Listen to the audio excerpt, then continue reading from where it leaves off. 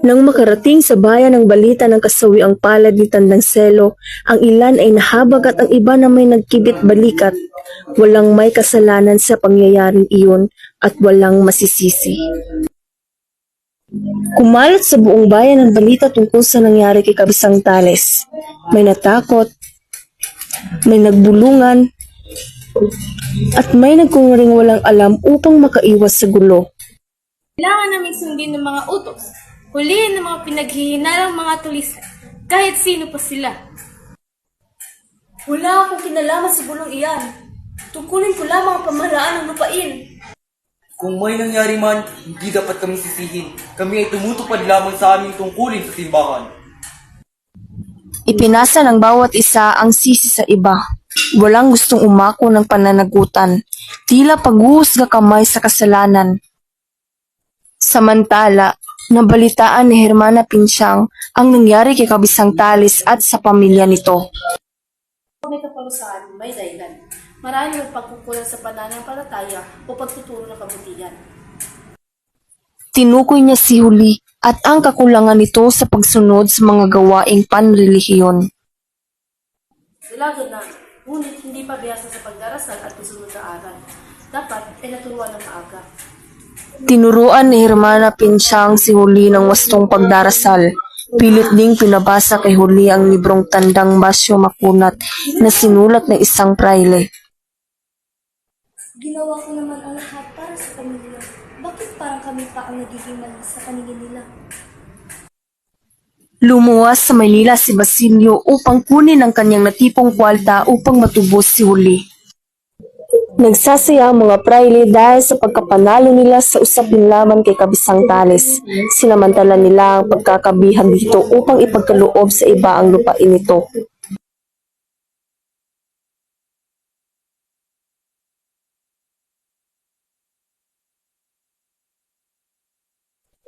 Nakalaya si Kabisang Tales sa tulong ng kwaltang naipon ni Huli. Nang dumating ang kabesa sa sariling tahanan ay nakita niyang iba na ang nagmamay-ari nito pati na rin ang kanyang lupain. Napaupo na lamang siya sa piling ng kanyang ama at hindi na halos makapagsalita sa buong maghapon. Kabanata 9, ang Pilato. Dumako naman tayo sa mga tauhan. Una, si Kabisang Tales, magsasakang inagawan ng lupa at napagbintangang tulisan. Pangalawa, si Huli, anak ni Kabisang Tales na nagdurusa sa sinapit ng pamilya. Pangatlo, si Tandang Selo, ama ni Kabisang Tales na nabis ang dalumpati. Pang-apat, Hermana Pinsyang, relihiyosang babae na nagbibigay ng puna.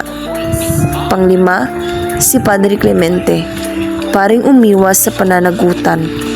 Pang-anim, tiyente ng Gwardiya Sibil, pinuno ng mga kawal na sumusunod sa utos.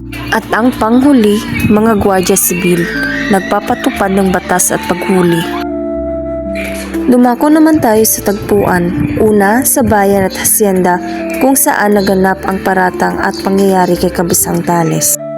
Pangalawa, sa tahanan ni Kabisang Tales kung saan naramdaman ang paghihirap ng pamilya. Ngayon dumako naman tayo sa mga talasalitaan. Una, Pilato, taong naghuhugas kamay sa pananagutan. Pangalawa, hasyenda, malawak na lupain na pag-aari ng mga mayayaman o praile. Pangatlo, Gwardiya Sibil, mga kawal noong panahon ng Espanyol. Pang-apat, paratang, pagbibintang ng kasalanan. Panglima, kapangyarihan, lakas o autoridad na namumuno. Pang-anim, pananagutan, responsibilidad sa ginagawa o nangyayari. Pangpito, kawalang katarungan, hindi patas na pagtrabaho sa kapwa. Ngayon dumako naman tayo sa teoryang pampanitikan. Una, realismo. Ipinapakita ang tunay na kalagayan ng lipunan at pang-aapi sa mahihirap. Pangalawa, sosyologikal. Tumatalakay sa ugnayan ng tao at lipunan at sa kapangyarihan ng mamamayan at praile. Panghuli, historical. Nagpapakita ng sitwasyon ng Pilipinas noong panahon ng Espanyol. Dumako naman tayo sa kakintalan o impresyon. Una, ipinapakita ang matinding kawalang katarungan sa lipunan. Pangalawa, nakakintalang paghihirap ng mahihirap at ang pang-aabuso ng may kapangyarihan.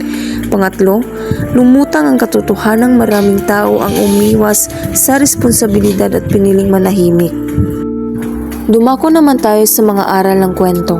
Una, huwag iwasan ang pananagutan sa katotohanan. Pangalawa, dapat ipaglaban ang karapatan lalo na kung inaapi.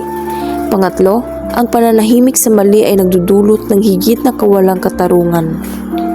At ang panghuli, ang kapangyarihan ay dapat gamitin para tumulong at hindi para pang-api.